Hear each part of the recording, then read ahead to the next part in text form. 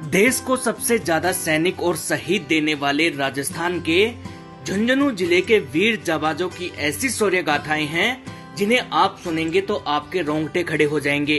अब उन शौर्य गाथाओं में झुंझुनू की बेटियां भी शामिल हो गई हैं। वीरों की भूमि झुंझुनू एक बार फिर देश की सेवा में उत्कृष्ट उदाहरण पेश करते हुए गर्वित हुआ है। शहीद स्क्वाड्रन लीडर कुलदीप सिंह राव की पत्नी यशस्विनी ढाका ने अपने पति को दिए गए वचन को पूरा कर भारतीय सेना में लेफ्टिनेंट पद पर कमीशन प्राप्त किया है। 8 दिसंबर 2021 को तमिलनाडु के कुन्नूर में हुए हेलीकॉप्टर हादसे में देश के पहले सीडीएस जनरल बिपिन रावत और उनकी पत्नी सहित 12 लोगों के साथ स्क्वाड्रन लीडर कुलदीप सिंह राव शहीद हो गए थे। इस हादसे के बाद देश भर में शोक की लहर दौड़ गई थी। जब शहीद कुलदीप सिंह राव की पार्थिव देह उनके गांव घरडाना खुर्द पहुंची तो पूरे जिले ने उन्हें सम्मान पूर्वक अंतिम विदाई दी। इस दुखद घटना के दौरान यशस्विनी ढाका ने अपने शहीद पति के बलिदान को आगे बढ़ाने का संकल्प लिया। उन्होंने वचन दिया कि वे देश सेवा के इस पवित्र कार्य को पूरा करेंगी और सेना में शामिल होकर अपने पति का सपना पूरा करेंगी। यशस्विनी ढाका ने अपने वचन को निभाने की दिशा में कठोर परिश्रम किया। उन्होंने एसएसबी की 5 दिवसीय परीक्षा और मेडिकल परीक्षा पास की।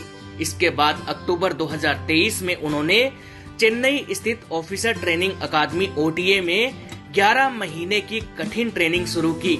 इस ट्रेनिंग को सफलतापूर्वक पूरा करते हुए उन्होंने भारतीय सेना में लेफ्टिनेंट के रूप में कमीशन प्राप्त किया। यशस्विनी ढाका की इस महान उपलब्धि पर शहीद स्क्वाड्रन लीडर कुलदीप सिंह राव के परिवार में गर्व और भावुकता का माहौल था। शहीद के पिता सेवानिवृत्त सूबेदार रणधीर सिंह, माता कमला देवी और बहन कमांडेंट अभिता राव ने यशस्विनी के कंधों पर बैच लगाए।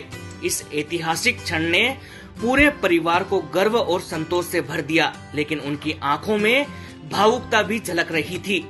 झुंझुनू, जिसे देश भर में वीरों की भूमि के रूप में जाना जाता है, यहाँ सिर्फ बेटे ही नहीं बल्कि बेटियां भी देश सेवा में अग्रिम पंक्ति में खड़ी हैं।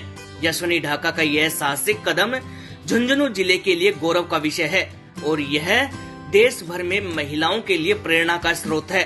घरडाना खुर्द के समाज सेवी संदीप राव ने कहा कि यशस्विनी ढाका का भारतीय सेना में लेफ्टिनेंट के रूप में कमीशन होना न केवल उनके व्यक्तिगत साहस और समर्पण की मिसाल है, बल्कि यह उन सभी महिलाओं के लिए प्रेरणादायक है जो देश सेवा के क्षेत्र में अपने कदम बढ़ाने का सपना देखती है। इस प्रकार वीरांगना यशस्विनी ढाका ने अपने पति को दिया वचन पूरा कर यह साबित किया है कि झुंझुनू की भूमि सच में वीरों की भूमि है, जहां से देश की सेवा के लिए हमेशा नायक और नायिकाएं निकलते रहेंगे।